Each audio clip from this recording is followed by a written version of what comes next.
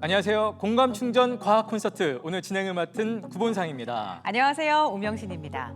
최근 그리운 가수들을 인공지능으로 복원한 다양한 방송 프로그램들이 인기를 끌고 있죠. 네, 지금은 만날 수 없는 사망한 가수가 다시 나와서 노래를 부르기도 하고 요즘 한창 활동하고 있는 가수와 듀엣을 부르기도 하더라고요. 맞아요. 예를 들어서 이미 고인이 된 팝의 황제 마이클 잭슨, 휘트니 휴스턴이 AR 기술과 만나서 새로운 콘텐츠로 탄생되는 걸 보면서 진짜 기술이 많이 발전했구나 이런 걸 느꼈습니다. 그렇습니다.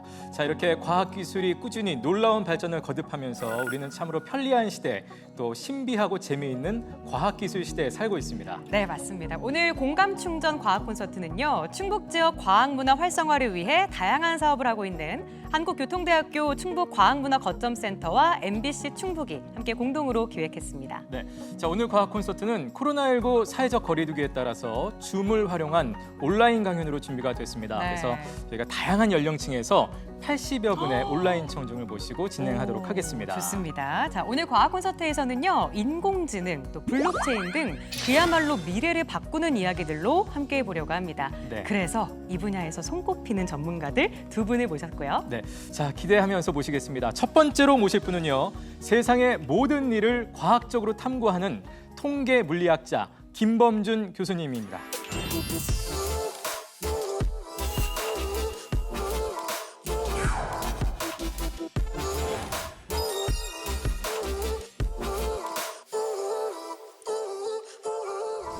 안녕하세요. 저는 성균관대학교 물리학과에 있는 김범준입니다.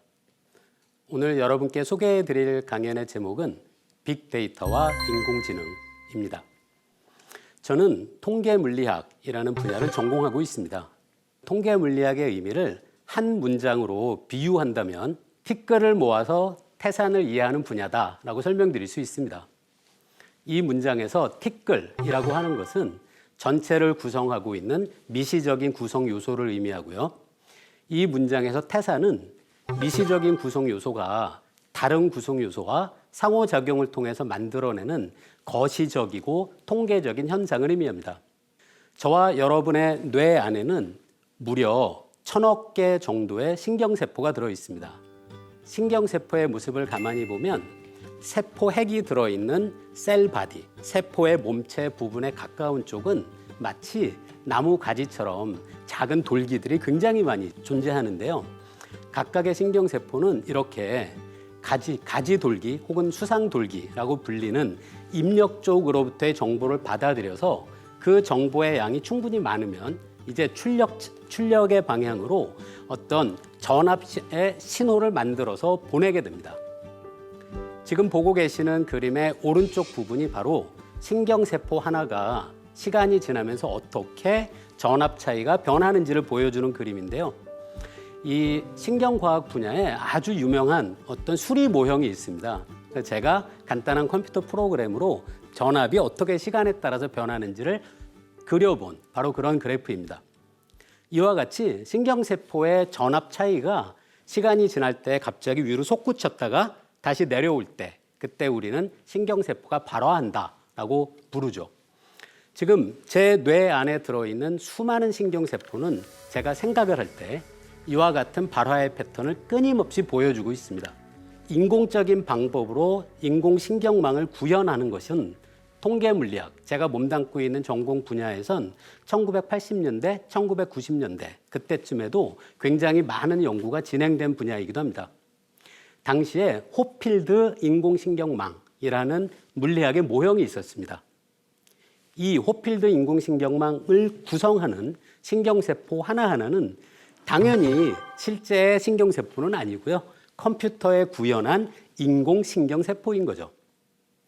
이렇게 구현된 호필드 신경망이 시간에 따라서 발화의 패턴을 만들어내는 것은 앞에서 설명드린 실제 신경세포의 발화 패턴이 만들어지는 그런 미케니즘을 인공적으로 구현했다라고 생각하시면 됩니다. 이렇게 구현한 인공신경망에 제가 어떤 패턴을 학습시킬 수 있습니다. 그러면 제가 학습시킨 패턴에 가장 가까운 근접한 입력 패턴을 넣어주면 시간이 지나면 이 프로그램 자체가 제가 입력으로 넣어준 것에 가장 가까운 학습 패턴을 만들어내는 그런 간단한 프로그램입니다. 여러분은 이 영어 단어를 보면 당장 특수상대론, 빛의 속도 그런 이야기가 떠오르시죠? 그런데 사실 우리가 보통 이용하는 컴퓨터 메모리의 작동 구조에선 여러분 같은 생각이 불가능합니다. 가만히 보시면 이 사람의 영어 스펠링이 우리가 잘 알고 있는 아인슈타인이 아니라 아인슈티엔이라고 적혀 있습니다. 그런데 저와 여러분의 뇌는 아인슈티엔을 들어도 우리는 아인슈타인으로 이해합니다. 저와 여러분이 어떤 정보를 저장할 때 우리 뇌는 마치 전화번호부나 여러분이 자주 이용하시는 영어사전 같은 형태로 정보를 저장하는 것이 아니라는 거죠. 굉장히 흥미로운 방법으로 우리 뇌는 정보를 저장합니다. 제가 이 호필드 인공신경망을 간단히 컴퓨터 프로그램으로 구현해 본 것이 있습니다. 지금 잠깐 여러분께 그 프로그램을 작동시키면서 여러분께 소개를 이어가도록 하겠습니다. 저는 이 프로그램에 이 빨간색으로 표현한 이 깨끗한 기억 모양을 학습시킨 겁니다. 그런데 이 프로그램에 제가 입력한 정보는 지금 여러분이 파란색으로 표현된 부분에서 볼 수 있듯이 정확하지 않은 일종의 왜곡된 기억을 보여주는 거죠. 그런데 시간이 점점 진행되면 제가 작성한 이 간단한 이 호필드 인공신경망 프로그램은 정확한 기억을 만들어냅니다. 잘못 오차가 있는 정보를 주어도 이 신경망이 자기가 배운 것 중에 올바로 알고 있는 것을 만들어내는 그런 흥미로운 인공신경 회로망인 거죠. 그런데 만약에 제가 이 프로그램에 제대로 된 기억이 아니라 일부러 찌그러진 기억을 학습시킬 수도 있습니다. 지금 여러분이 보고 계시는 프로그램의 이 부분에서 제가 1이라고 되는 부분을 0으로 바꿔서 한번 프로그램을 실행해 보도록 하겠습니다. 찌그러진 기억을 넣어준 다음에 이 프로그램이 진행되면 이 프로그램은 제가 잘못 가르쳐준 기억을 만들어냅니다. 이와 같은 방식으로 작동하는 인공신경이 최근 지도학습이라고 불리는 건데요. 우리가 가르쳐 준 것만 배웁니다. 우리가 잘못 가르쳐 주면 엉뚱한 결과를 얻어낼 수 있는 거죠. 그 최근 인공지능이 발달한 수준이 굉장히 과거에 비하면 엄청나게 발전했습니다. 그런데 여전히 많은 분들이 인공지능의 발달 현재의 단계에 대해서 오해를 하고 있는 분들이 있다는 것을 알게 됐습니다.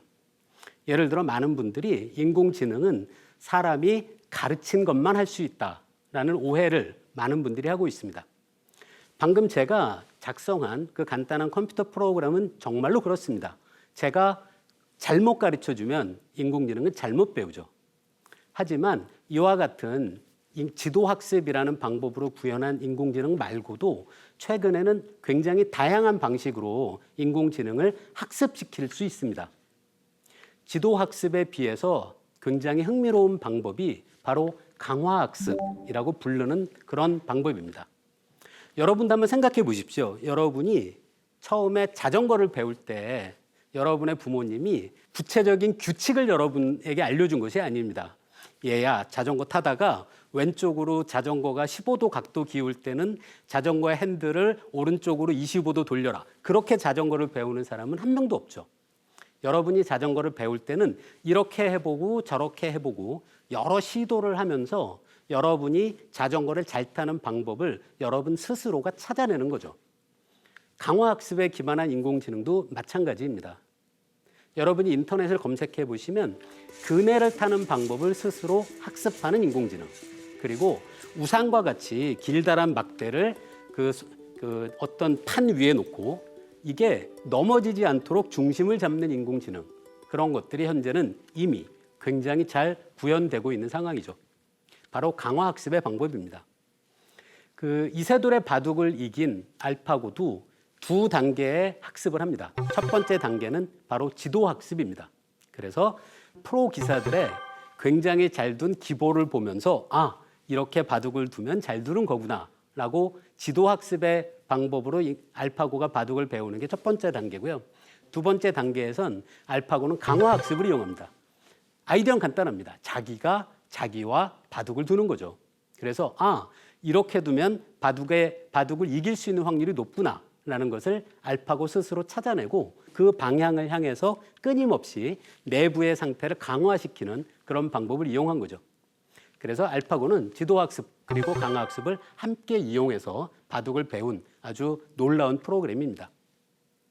요즘 또 많은 분들이 오해를 하고 있는 분들이 또 있습니다. 인공지능이 인공지능을 만들어내지는 못한다. 결국 인공지능을 만들려면 사람이 개입해야 한다라는 것이 많은 분들이 생각하고 있는 건데요. 맞습니다. 현재 인공지능의 단계는 그게 맞습니다. 하지만 앞으로 이제 얼마든지 다른 미래가 우리 곁에 오게 될 겁니다. 이미 그 구글의 오토ML이라는 프로젝트가 있는데요. 오토ML이라는 말에서 알 수 있듯이 인공지능 프로그램이 인공지능 프로그램을 생산해내는 그런 시도를 이미 시작하고 있습니다. 인공지능 스스로가 인공지능 프로그램을 만들어내는 그런 단계가 우리 곁에 생각보다 굉장히 빨리 올 수 있지 않을까라는 생각을 해봤습니다. 또 하나, 또 다른 오해가 있는데요. 인공지능은 사람과 달리 주어진 정보로부터 일반화된 어떤 개념을 추출하지 못한다라는 오해가 있었습니다. 상당히 오랜 기간 동안 이런 오해가 있었습니다. 하지만 요즘은 다르죠. 인공지능 스스로가 그 자기한테 그 입력된 입력 데이터가 공통적으로 갖고 있는 일반적인 특징을 자동적으로 추출하는 그런 인공지능은 우리 주변에 이미 굉장히 널리 이용되고 있습니다. 여러분이 지금 보고 계시는 화면의 오른쪽에 보면 7과 2라는 숫자가 있는데요. 7이라는 사람이 손글씨로 쓴 7이라는 숫자의 공통된 무엇인가가 무엇일까라는 것을 요즘 인공지능은 사람이 알려주지 않습니다.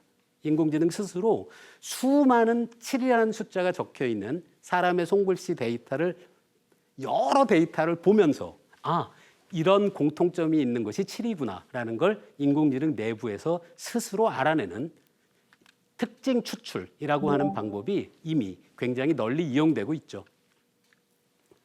자, 인공지능이 그렇다 보니까 이 피처 익스트랙션, 특징을 추출하는 그런 여러 다양한 그 예가 있는데요. 제가 본 것 중에 굉장히 흥미로웠던 게 바로 이거였습니다. 지금 사진이 두 개 있습니다. 첫 번째 사진은 제 얼굴 사진이고요. 두 번째 사진은 그 유명한 인상파 화가인 드가의 발레 그림이 있는 바로 그 사진이죠. 그리고 요즘 인공지능은 이런 게 가능합니다. 제 사진에서는 제 얼굴의 모습만을 갖고 오고요. 드가의 그림에선 일종의 우리가 말로 표현하기도 어려운 거죠. 드가의 그림의 느낌이라는 정보를 추출합니다. 그리고 이 둘을 합성해서 제 얼굴 사진을 마치 드가가 그렸다면 이렇게 그린 것이 아닐까, 그리지 않았을까라는 방식으로 제 사진에선 일종의 형상만을 갖고 오고요. 진료 혹은 어떤 느낌은 다른 그림에서 갖고 와서 둘을 합성하는 이런 방식의 인공지능이 이미 굉장히 널리 이용되고 있습니다. 또 제가 몸담고 있는 물리학 분야에서 흥미로운 논문이 작년에 출판됐는데요. 그 아이디어가 굉장히 재밌더라고요. 지구에서 본 태양과 화성의 위치 자료가 있습니다. 그걸 인공지능에 계속 입력 데이터로 학습시켜요. 그리고 그 인공지능에게 그렇다면 주어진 정보로부터 미래의 화성의 위치를 예측해라 라는 것을 계속 강화학습처럼 반복시키면 결국 이 인공지능 프로그램이 과거의 정보를 갖고 미래의 화성의 위치를 찾아내게 되는 그런 방식입니다. 그런데 인공지능 프로그램이 최종적으로 학습한 단계에서 도대체 어떤 정보를 이용했을까는 걸 이 과학자들이 살펴보니까 놀랍게도 태양에서 본 지구와 화성의 각도가 중요하다. 즉 태양계의 중심이 지구가 아니라 태양이 아닐까에 해당하는 그런 정보를 학습했다는 것을 알게 됐죠. 그래서 인간이 태양계의 중심이 지구가 아니다, 태양이다라는 걸 발견할 때까지는 굉장히 오랜 기간이 걸렸잖아요. 그런데 이 물리학자들이 구현한 이 인공지능 프로그램은 아주 짧은 시간에 태양이 태양계 중심 같은데 라는 정보를 스스로의 메커니즘으로 찾아냈다는 아주 흥미로운 결과인 거죠. 자, 지금 보고 계시는 것이 제가 집에 갖고 있는 로봇 청소기가 돌아다닌 궤적인데요. 그 로봇 청소기를 집에서 쓰니까 제 아내가 로봇 청소기를 이름을 붙이더라고요. 우리 집 깔끔이라고 이름을 붙였습니다. 제가 이 재밌는 얘기를 인터넷에 올렸더니 제가 알고 있는 지인 중에 한 분이 이렇게 답을 하더라고요. 그분이 이용하는 그 로봇 청소기가 있대요, 집에. 근데 그분은 집에서 그 로봇 청소기를 우리 집 막내라고 부른답니다. 굉장히 흥미로운 저는 이야기라는 생각이 들었습니다. 로봇이죠, 로봇 청소기는. 그런데 이미 우리 주위에서는 저를 포함한 그리고 제 지인을 포함한 많은 사람들이 움직이는 로봇 청소기를 보면서 일종의 공감을 하는 그런 것을 보게 된 거죠. 이 로봇공학 그리고 인공지능 분야에는 불쾌한 골짜기라는 개념이 있습니다. 이 그래프에서 가로축은 그 대상이 우리와 얼마나 닮았는지고요. 세로축은 우리가 얼마나 그 대상의 친밀감을 느끼는지에 대한 그림입니다. 대상이 인간과 점점 닮아갈수록 우리는 더 친근감을 느낍니다. 하지만 대상이 사람과 정확히 같지는 않고 하지만 묘하게 닮았다. 그런 단계에 도달하게 되면 사람들은 굉장히 큰 불편함을 느낍니다. 여러분 이 사진을 보면서 뭔가 굉장히 큰 마음의 불편함 같은 걸 느끼지 않으세요? 사람 같은데 사람인 것 같지는 않은. 만약에 실제 이런 모습을 한 사람이 제 눈앞에 있다면 저는 굉장히 공포를 느낄 것 같다는 생각이 들더라고요. 바로 불쾌함의 골짜기를 우리가 이해할 수 있는 아주 대표적인 그런 모습 같습니다. 인공지능은 앞으로 미래에도 계속 발전할 겁니다. 그렇다면 이 인공지능이 결국 우리 인류에게 어떤 커다란 위협이 될지 아니면 아니다. 우리와 인공지능이 함께 평화롭게 공존하는 미래가 될 거다. 여러 사람들이 다양한 주장을 지금 하고 있습니다. 그러니까 저는 그 앞에서 말씀드린 로봇 그 청소기 이야기 그런 것을 보면서 저희 집에는 로봇 청소기가 문턱 쪽으로 가는데 제가 말을 거는 걸 알게 됐어요. 그쪽으로 가면 안 돼. 거기 못 넘어가라고. 그런 걸 보면서 저는 사람이 어떤 우리 주변의 대상에 대해서 공감하는 그런 능력이 인류의 역사가 진행하면서 점점 이 반경이 넓어져 왔습니다. 과거에는 집에서 키우는 개나 고양이에 대해서는 그렇게까지 공감하지 못했던 사람들이 현대 사회에선 집에서 키우는 반려견, 반려묘는 가족의 하나인 거죠. 그처럼 앞으로 저는 사람들이 가지고 있는 이런 공감의 반경이 로봇공학이 발전하면서 점점 더 확장되지 않을까라는 그런 생각을 하고 있습니다. 근데 저는 또 앞으로 우리에게 더 다가올 굉장히 발달한 인공지능의 미래에 대해서 우리가 어느 정도는 낙관적이지 않은 그런 예측을 하는 것도 필요하다는 그런 입장입니다. 왜냐하면 우리가 상상할 수 있는 나쁜 비관적인 미래를 우리가 상정하고 그것을 어떻게 하면 막아낼 수 있을까에 대한 고민은 미래에는 이미 늦을 수도 있는 거죠. 그래서 그런 고민은 지금 시작해야 되지 않을까 그런 생각을 해봤습니다. 예, 그럼 제 강연은 여기서 마치겠습니다. 감사합니다. 네, 오늘 첫 번째 강연자 김범준 교수님의 강연 너무 잘 들었습니다. 너무 재밌었어요. 제가 문과 쪽이라 사실 과학하면 손사래를 쳤었는데 이제 처음에 말씀하셨던 티끌을 모아서 태산을 이해한다라는 말씀이 너무 좀 많이 와닿아서 이제는 쉬운 과학책이라도 하나 사서 읽기 시작해야 되겠다 이런 생각이 일단 들더라고요. 맞습니다. 예. 저도 인공지능 하면 무조건 어렵게만 생각을 했었는데 오늘 교수님 강연 듣고 나니까 좀 쉽게 다가오는 것 같은 그런 네네. 느낌이 들었습니다. 자, 이번에는 그래서 저희가 함께 이 강연을 들은 우리 네. 온라인 청중들 중에서 몇 분을 선정해서 네. 직접 궁금한 내용을 우리 교수님께 좀 여쭤보도록 하겠습니다. 맞습니다. 예. 혹시 지금 온라인 청중분들 가운데서 질문이 있으신 분들 손을 네. 들어주시겠어요? 자, 지금 뒤에 어떤 분이 좀 질문을 저 위쪽에 네. 우리 권유진님 질문 부탁드리겠습니다. 우리나라에서 분야를 막론하고 빅데이터가 큰 관심을 끌고 있는데요. 그 이유가 무엇인지 궁금합니다. 빅데이터 뭔가 많이 들어보기는 했는데 좀 어렵게는 느껴지거든요. 아직도, 예. 네, 어떻게 생각하세요? 빅데이터의 중요성이 이제 현재도 그렇고 앞으로는 점점 더 우리 사회에 큰 영향을 미치게 될 것으로 제가 예측하는데요. 이 빅데이터라는 말의 의미는 말 그대로 굉장히 많은 데이터를 의미하는데요. 요즘에는 굉장히 많은 다량의 데이터가 자동으로 수집되고 그걸 많은 사람들이 이용할 수 있도록 공개되는 그런 세상이 지금 되고 있는 거죠. 네. 앞에서 제 강연에서 잠깐 보여드린 것처럼 사람의 손글씨 데이터를 학습하는 인공지능을 구현하려면 먼저 필요한 건 수많은 사람들이 적어준 사람들의 손글씨 데이터가 필요합니다. 만약에 숫자를 7을 딱 한 사람이 적은 것만 학습시킨다면 그 인공지능은 칠이 뭔지를 알아내기 어렵죠. 그래서 이런 빅데이터가 점점 늘어나면 인공지능을 통해서 할 수 있는 예측이 점점 정교해지고 정확해지는데요. 사실 이건 그 통계학에 보면 중심극한 정리라고 좀 어려운 얘기일 수는 있는데요. 네. 그런 얘기가 있는데요. 그게 바로 데이터가 많아지면 그 데이터로부터 할 수 있는 통계적인 예측은 점점 정확해진다라는 정리가 있습니다. 그래서 빅데이터는 지금도 마찬가지지만 앞으로도 점점 더 굉장히 중요한 역할을 할 것으로 봅니다. 네. 자, 그럼 계속해서 두 번째 질문을 좀 네. 받아보도록 하겠습니다. 이번 또 질문하고 싶으신 분 손 들어주시겠어요? 들어주시면 저희가 받아보도록 하겠습니다. 아, 네, 여기 아래 길민규님, 예, 질문해 주세요. 영화나 책을 보면 인간보다 지능이 높은 로봇이 인류를 지배하고 멸망시키는 것을 보게 되는데요. 정말 인공지능이 발달하면 인류를 멸망시킬까요? 아니, 이거는 진짜 무서운 진짜. 것 같아요. 막 아이로봇이나 그렇죠. 트랜센던스 보면은 갑자기 인류가 멸망하잖아요. 아까 말씀하셨던 사실 그 알파고 이세돌 대결 때만 해도 네. 인류에게 도전한다라고 생각했는데 맞아요. 무기력하게 패배하면서 그때 맞아요. 저도 조금 두려움이 들더라고요. 나중에 네. 어떤 것까지 부정을 당하게 될까? 음. 질문 좀 답을 좀 해주세요, 교수님. 그 인류의 미래에 그 발달한 인공지능이 얼마나 큰 위협이 될까라는 것은 사람들마다 이야기하는 것들이 다 일치하진 않습니다. 네. 근데 그 중에 한 입장은 이런 것이 있죠.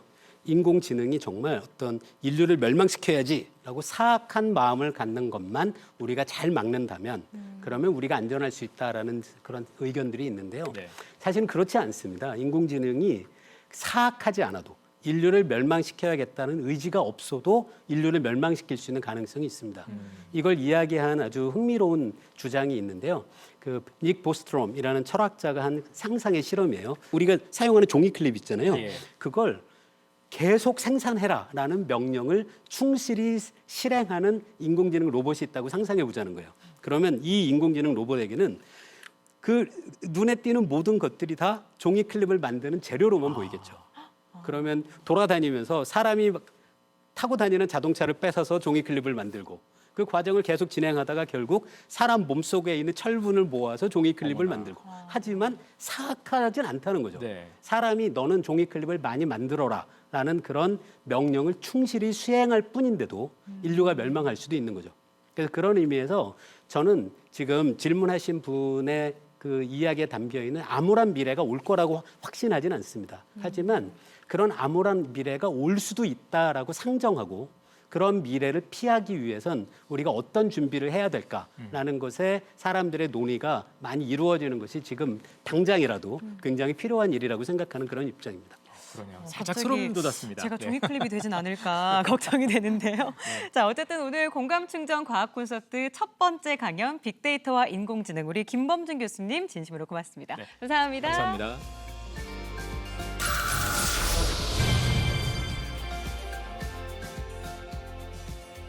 네, 한국교통대학교 충북과학문화거점센터와 MBC 충북이 공동 기획한 공감충전 과학 콘서트 여러분 함께하고 계십니다. 네.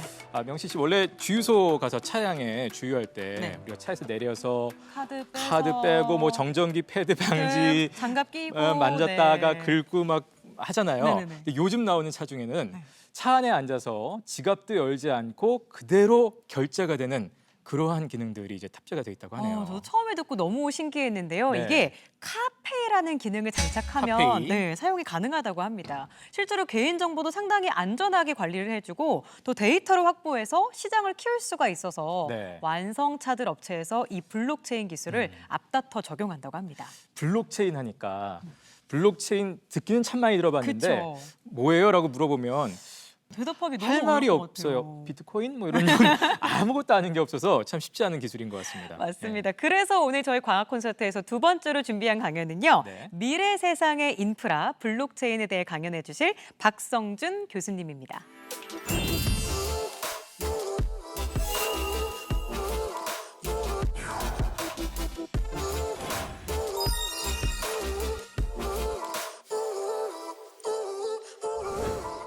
안녕하세요. 동국대학교 블록체인 연구센터의 박성준입니다. 오늘 제가 여러분께 설명드리고자 하는 것은 미래 세상의 인프라 블록체인입니다. 제가 볼 때 미래 세상을 이끌어가는 기술은 크게 두 가지가 있다고 생각합니다. 하나는 인공지능, 여러분이 잘 아시는 인공지능 기술, 또 하나는 바로 블록체인입니다. 근데 많은 사람들이 블록체인을 굉장히 어렵게 생각하세요. 인공지능 하면은 우리 옛날에 알파고 기사가 있듯이 인공지능은 어떤가라고 이렇게 느낌을 가지시는데 블록체인 하면은 이게 뭐지라고 굉장히 머릿속에서 어떤 그리는 상상이 하나도 안 돼 있습니다. 사실 맞습니다. 그 이유가 뭐냐면은 인공지능은 여러분이 받으시는 서비스에 직접적으로 관여가 되는 거고요. 근데 블록체인은 인프라 기술입니다. 여러분이 스마트폰을 쓰실 때 스마트폰이라는 서비스를, 전화 서비스를 받는다는 건 느끼시지만 이 스마트폰이 소위 말하는 통신 네트워크에서 말하는 3G를 타는지 4G를 타는지 5G를 타는지는 알 수가 없습니다. 그게 바로 인프라 기술의 특성입니다. 제가 오늘 여러분에게는 블록체인에 대해서 제 생각에 여러분들이 느낄 수 있는, 여러분 옆에 있는 거하고 비교해 가면서 나름대로는 한번 이해시키도록 노력을 해보겠습니다. 여러분, 이게 뭐라고 생각하시죠? 스마트폰입니다. 많은 사람들이 이 스마트폰이 뭐냐고 물어보면 전화기라고 대답을 하세요. 근데 사실 이거는 전화기가 아닙니다. 이거는 전화기가 아니라 컴퓨터입니다. 이게 컴퓨터이기 때문에 여러분은 이 스마트폰을 가지고 모바일 뱅킹을 한다든지 아니면 인터넷을 검색할 수가 있다는 거죠.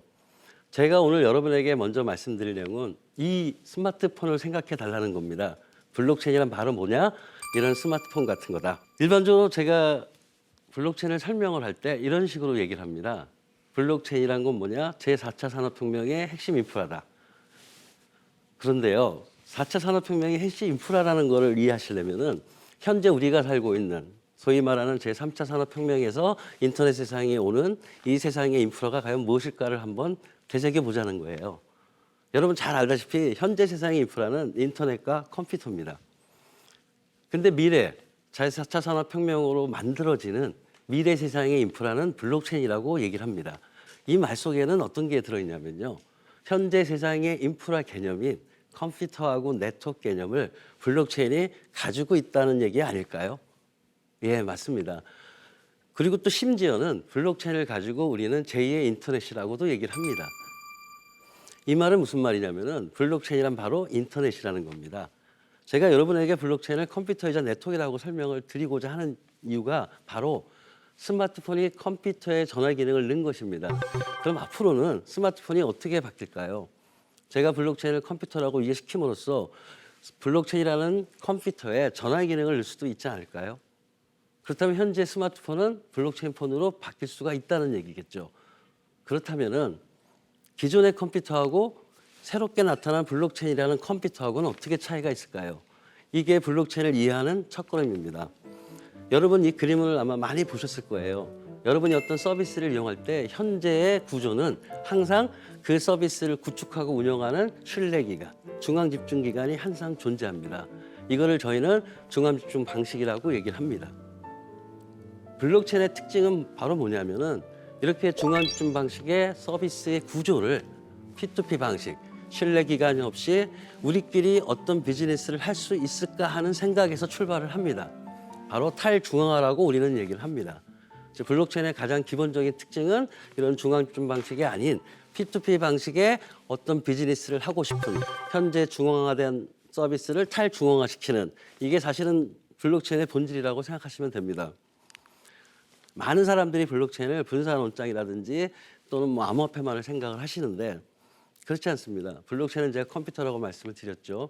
그런데 우리가 알고 있는 컴퓨터랑 좀 다릅니다. 그거를 제가 시각화시키기 위해서 우리나라 뭐 공공구문기관에서 정의한 블록체인을 제가 한번 가져왔습니다. 굉장히 문장을 보면 어려울 것 같은데요. 굉장히 쉬운 정의입니다. 중앙 서버 없이 모든 작업을 처리하고 검증하는 기술이라는 게 바로 중앙집중 방식이 아니라 P2P 방식을 의미하는 겁니다. 문제는 이거예요. 분산된 네트워크의 컴퓨팅 자원을 모아서 거대한 연산 능력을 확보했다고 얘기하는 저 문장의 의미가 무엇일까요? 그게 바로 컴퓨터입니다. 우리가 컴퓨터를 컴퓨터 계산기계라고 얘기하지 않습니까? 블록체인이란 바로 뭐냐? 연산기계라는 거죠. 근데 그 앞에 수식어가 하나 붙습니다. 거대하대요. 그러니까 블록체인이란 거대한 컴퓨터라는 뜻입니다. 분산된 네트워크에 서로 연결되어 있는 컴퓨터들을 모아서 하나의 커다란 컴퓨터를 만든다. 이게 블록체인의 학술적인 정의입니다. 이렇게 생긴 거예요. 제가 블록체인을 컴퓨터하고 네트워크라고 계속 말씀드리는 이유는 이 블록체인을 컴퓨터 네트워크로 바라보는 시각을 이해하셔야 제가 말씀드리는 그 뒤에 모든 것을 이해할 수가 있는 겁니다. 블록체인 컴퓨터는 어떤 거냐? 이 그림에서 보듯이 전 세계에 있는 컴퓨터를 인터넷으로 연결합니다. 그리고 이 전 세계에 연결된 컴퓨터가 꼭 하나의 컴퓨터처럼 동작하게 만드는 기술, 이게 블록체인의 정의입니다. 어떤 분이 이런 질문을 하시더라고요. 아, 그럼 이게 동작을 하느냐? 실질적으로 블록체인 컴퓨터 같이 동작하는 거는 1990년대 이후부터 많은 사람들이 연구를 했습니다. 컴퓨터에 조금 관심이 있는 분들이라면 혹시 넵스터라든지 비트토렌토 같은 얘기를 들어보셨을 겁니다.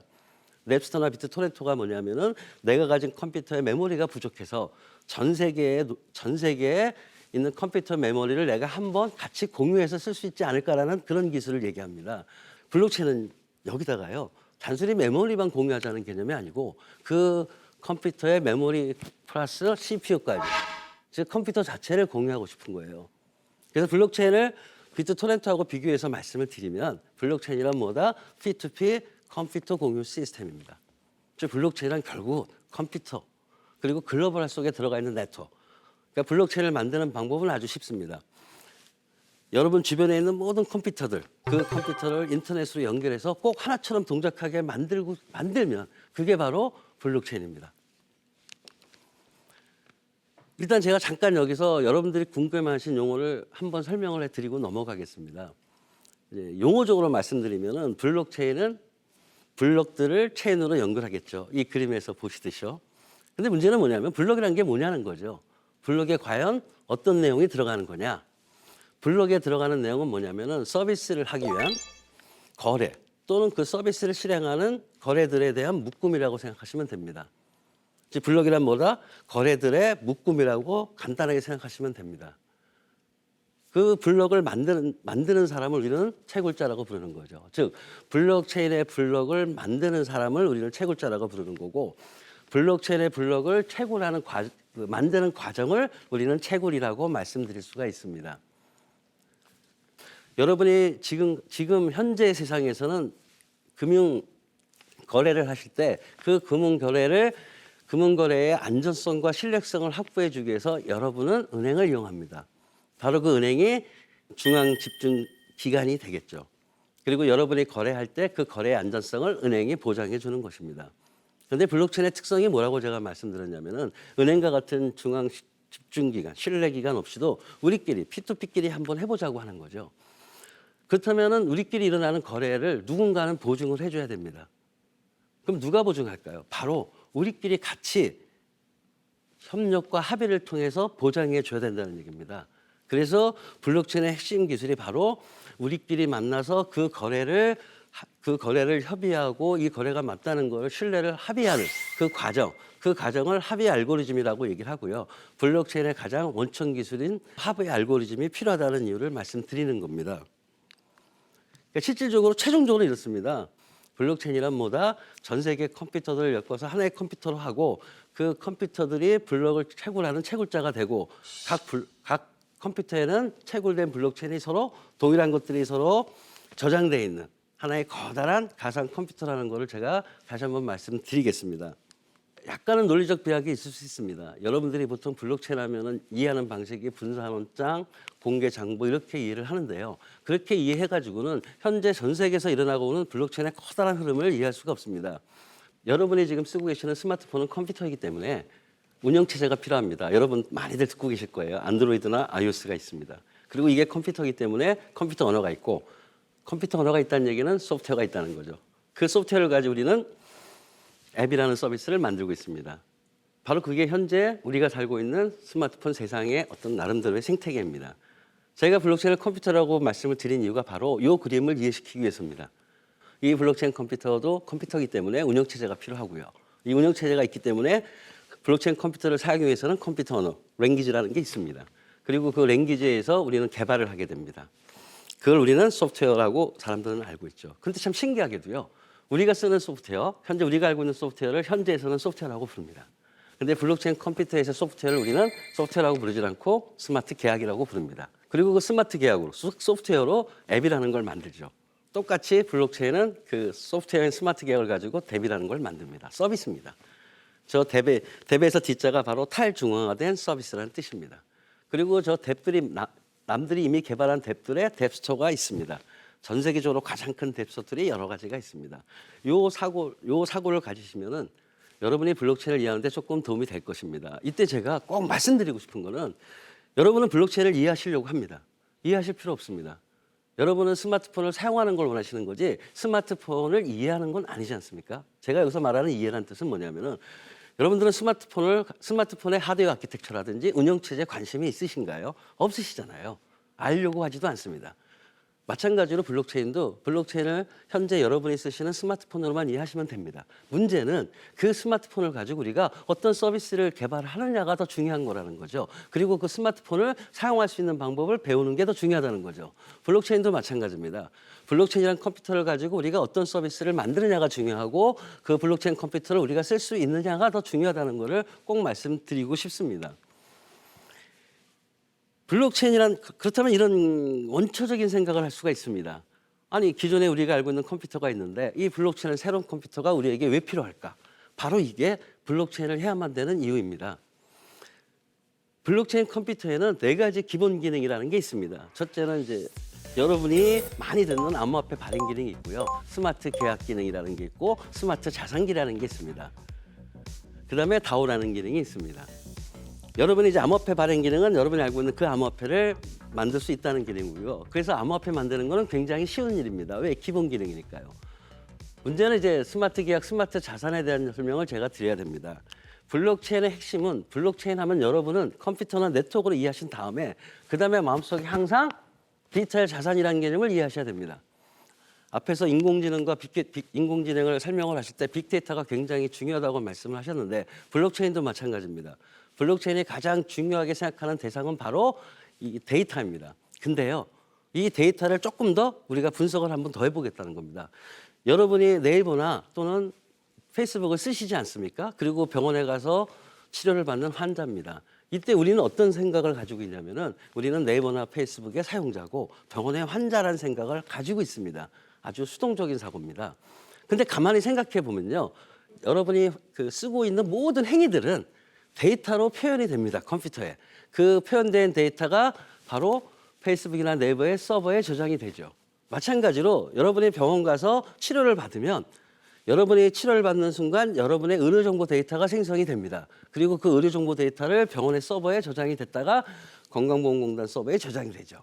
그 말은 무슨 말이냐면요. 바로 우리는 데이터 생성자들이라는 겁니다. 4차 산업혁명에서 가장 중요한 게 빅데이터라고 얘기합니다. 그 빅데이터를 누가 만들까요? 우리 겁니다. 우리가 만든다는 거예요. 그리고 나서 제가 물어봅니다. 우리가 만든 그 데이터들이 가치가 있을까요? 없을까요? 대부분의 사람들은 우리가 만든 데이터가 가치가 있다고 생각합니다. 바로 가치가 있는 데이터를 우리는 디지털 자산이라고 얘기합니다. 블록체인이 바로 이 디지털 자산을 매니지하고 싶은 거예요. 즉 우리가 생성한 우리의 데이터를 가치를 표현하고 그 가치의 소유권을 우리에게 돌려주고자 하는 게 블록체인 컴퓨터의 목적이고 비전입니다. 즉 다시 말해서 우리는 단순한 데이터 생성자가 아니라 디지털 자산 생성자라는 그런 능동적 사고를 하셔야지만이 왜 우리가 블록체인을 해야 되는 이유가 여러분이 이해할 수 있는 것입니다. 블록체인 컴퓨터는요. 우리가 어디에 가서 어떤 행동을 하든 우리가 생성한 데이터 가치 있는 데이터를 블록체인 컴퓨터에서는 마이 디지털 자산으로 등록을 해줍니다. 그리고 저희 거잖아요. 그리고 가치가 있잖아요. 그 가치를 가치 있는 데이터를 필요로 사람한테 제가 팔고 싶은 겁니다.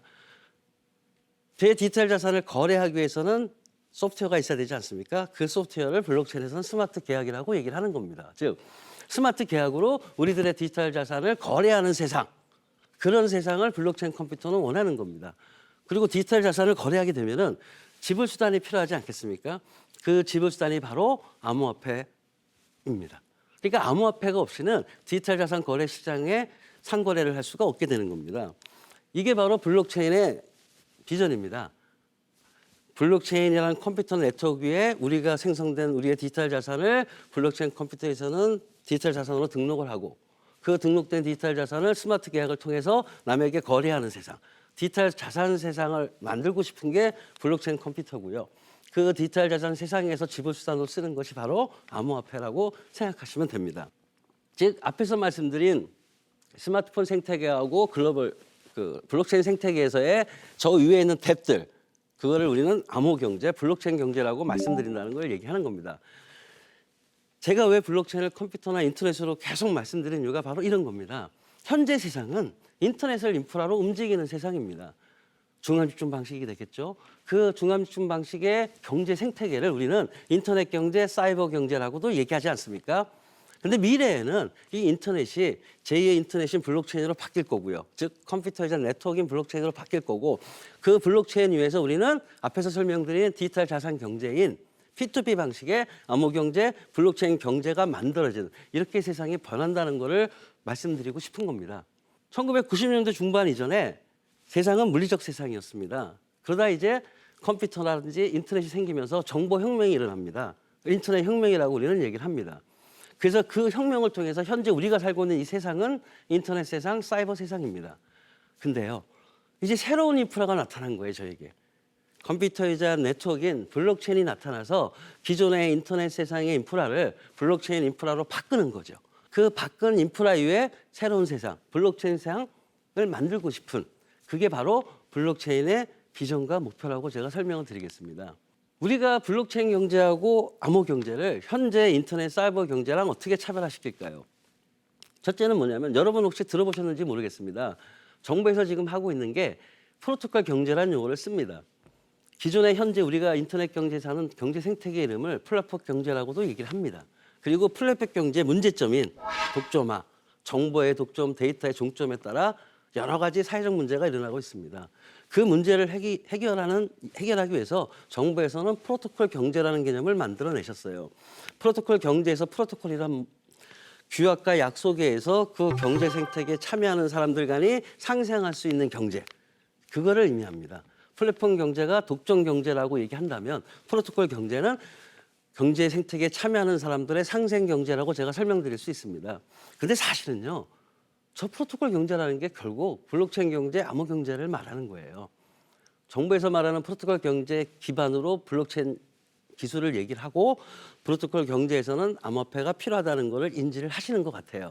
즉 다시 말해서 현재 정부에서 사용하시는 프로토콜 경제의 의미가 암호 경제, 블록체인 경제로 가기 위한 중간 단계라고 제가 여러분께 설명드릴 수 있습니다. 블록체인을 해야 되는 가장 큰 이유는요, 함께 독점 경제에서 함께 공유하고 함께 상생할 수 있는 경제, 그 경제를 만들고 싶어서 우리 모두 다 같이 잘 사는 그런 세상을 만드는 게 블록체인의 목표이고 비전입니다. 제가 많은 사람들한테 이런 얘기를 합니다. 블록체인은 대한민국의 미래고 청년들의 희망이라고. 우리 함께 블록체인 세상을 만드는 게 어떨까요? 같이 함께 블록체인 세상을 만듭시다. 감사합니다.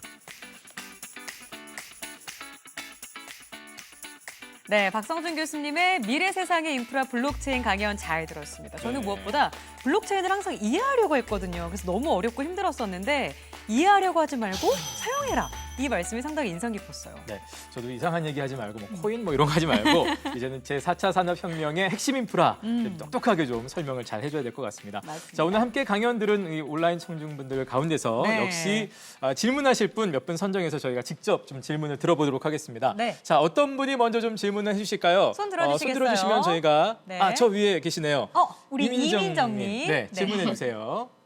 최근에 주변에서 투자에 대한 이야기를 할 때 반드시 등장하는 것이 비트코인인데요. 실체가 없는 이런 암호화폐가 가치를 가지고 있는 이유는 무엇인가요? 네. 사실 저도 고민이 항상 되거든요. 지금이라도 이렇게 코인을 좀 해야 되나. 저만 안 하는 것 같아서 걱정인데 그래도 좀 불안한 게 과연 그게 정말 가치가 있을까? 막 이런 생각도 들거든요. 지금 우리는 실체 없는 세상에서 살고 있어요. 앞에서 그 강의한 인공지능에서 알파고 얘기 나왔잖아요. 네. 알파고가 실체가 있나요? 아, 가상에서 살고 있죠. 그렇죠. 네, 가상에서 살고 있는 가상에 있는 그 인공지능이 저희보다 굉장히 높은 지능을 가질 수가 있다는 거잖아요.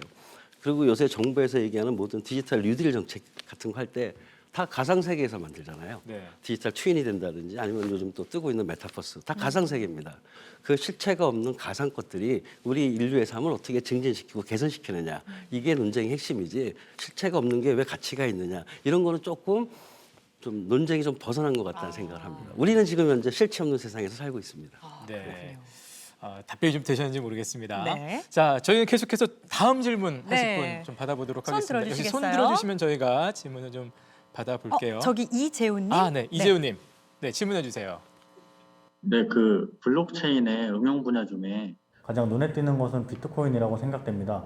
그렇다면 미래의 블록체인 응용 분야에는 어떤 것들이 있을지 궁금합니다. 네, 오. 역시 많은 분들이 블록체인 하면 비트코인을 먼저 이렇게 그렇죠. 같이 연결해서 생각을 하시는데 그렇다면 이제 미래에 예. 어떤 것들이 또 있을까라는 질문이에요. 제가 왜 자꾸 블록체인을 컴퓨터로 이해를 시키려고 노력하는 이유가 바로 저런 질문 때문입니다. 블록체인은 여러분 컴퓨터입니다. 그렇다면 블록체인 응용 분야는 어디냐면 현재 우리가 알고 있는 컴퓨터의 응용 분야예요. 네. 현재 모든 세상 서비스들은 컴퓨터에서 돌아가지 않습니까? 그렇다면 블록체인이 컴퓨터이기 때문에 블록체인의 응용 분야는 현재 세상의 모든 서비스 분야가 되겠죠. 그래서 블록체인 혁명이라고 얘기하는 겁니다. 현재 있는 모든 서비스들이 미래에는 블록체인 서비스로 전환되는 그 흐름, 그거를 저희는 블록체인 혁명이라고 얘기하는 겁니다. 결론은 블록체인 응용 분야의 답은 에브리싱이다. 어, 무궁무진하다. 진짜 예. 앞으로 이제 시작일 뿐이다라는 네. 말씀을 해주신 것 같습니다. 자, 오늘 공감 충전 과학 콘서트 두 번째 강연 미래 세상의 인프라 블록체인을 강연해주신 박성준 교수님 고맙습니다. 네, 감사합니다. 감사합니다.